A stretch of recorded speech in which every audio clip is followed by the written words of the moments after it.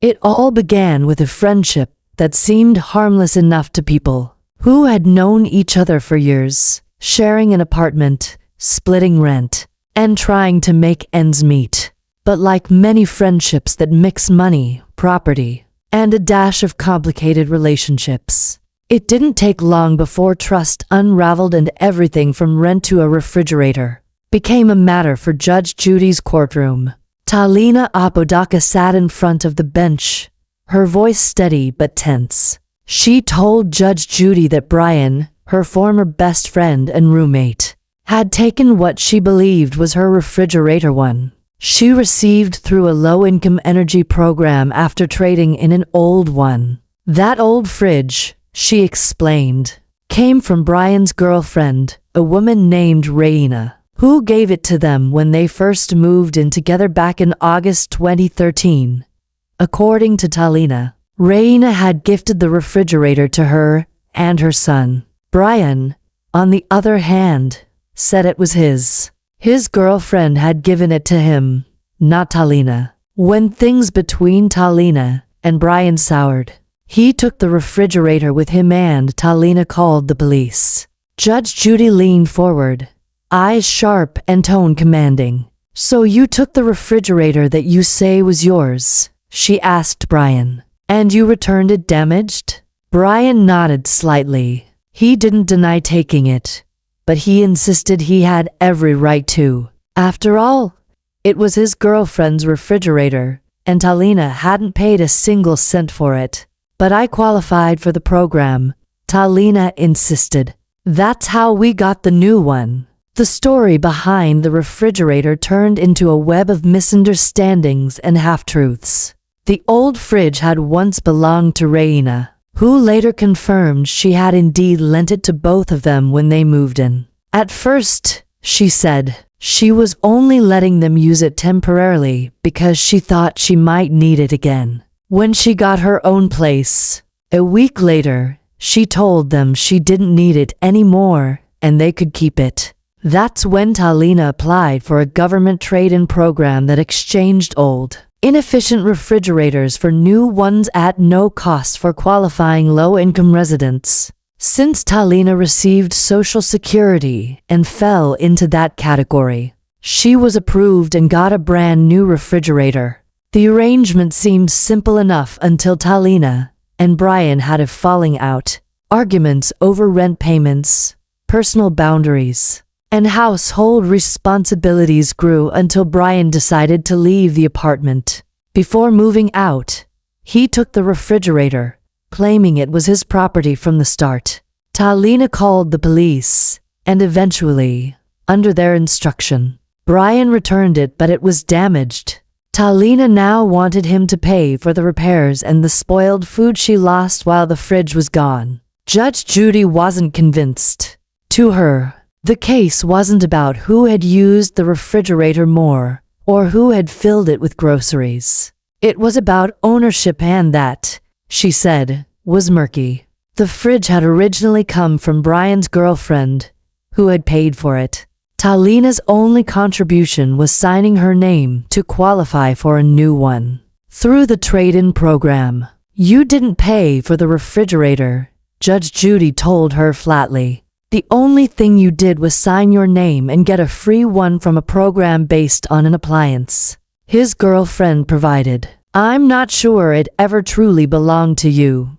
Raina, now brought into the courtroom to testify, confirmed her version of events. She said she had only allowed them to use the old refrigerator at first. Later, when she realized she didn't need it anymore, she told Talina she could keep it. But when Judge Judy pressed her harder, she hesitated. "I let them use it," Raina said. "I didn't exactly give it away. I said they could have it if I didn't need it. And later I said I didn't need it anymore." To Judge Judy, the back and forth sounded less like a clear gift and more like casual, verbal permission that no one documented. Then came the messier part of the story, the personal relationships. Raina had dated Brian briefly, 2 months, maybe a little more. Their relationship wasn't serious, at least not in Brian's eyes. Raina admitted as much, saying they were friends with benefits, but that she had wanted something more stable. When Brian made it clear he didn't want a relationship, they broke up. Judge Judy wasn't interested in their romance, but she couldn't ignore how tangled it made the case. After all, Raina's generosity with the refrigerator seemed tied to her brief relationship with Brian, not to any friendship with Talina. The courtroom buzzed with quiet laughter when Judge Judy's sharp wit cut through the tension. "So," she said to Talina, "you were home when he took the refrigerator. You called the police. And you want him to pay for damages to an appliance you never bought?"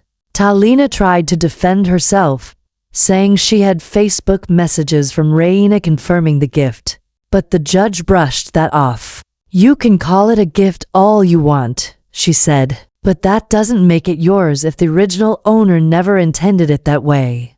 Still, the refrigerator wasn't the only issue. Talina also claimed Brian owed her $137 in rent from June 2014, the month he moved out. According to her, he had paid $100 toward the rent but hadn't covered the rest. Brian countered that he didn't owe her anything because she had kicked him out before the end of the month. Talina denied it, insisting he left on his own while she was away working in Las Vegas. That statement caught Judge Judy's attention. "You were working in Vegas?" she asked, eyebrow raised. "I thought you were on disability."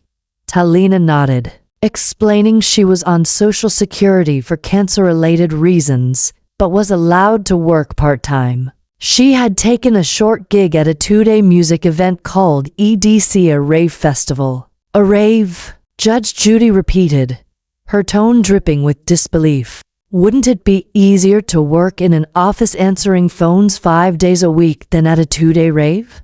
The audience burst into laughter, but Talina tried to stay calm, explaining it was temporary work, not full employment. While Talina had an explanation for everything, Judge Judy wasn't satisfied with her proof. She claimed she had receipts for the rent she paid, but only one showed a partial payment of $100. She said she later paid the remaining $37 in cash but didn't have a receipt for it. "So your landlord gave you a receipt for $100, Judge Judy clarified, "but not for the $37 you say you paid him later?" Talina nodded, but it didn't help her case. By the time the hearing drew to a close, Judge Judy had heard enough. To her, this was a petty dispute built on emotion rather than logic. No one had solid proof of ownership, no one had kept proper receipts, and everyone seemed to have their own version of the truth. "You didn't buy the refrigerator," she told Talina bluntly. "You're out nothing. You didn't lose anything except maybe a friendship, and frankly, that might not be such a loss." Then, with a decisive bang of her gavel, she ended the case. The courtroom fell silent for a moment before the music swelled and the credits began to roll. Another day, another small claims dispute where personal drama outweighed financial damage. Talina walked out shaking her head, muttering about fairness, while Brian left looking relieved.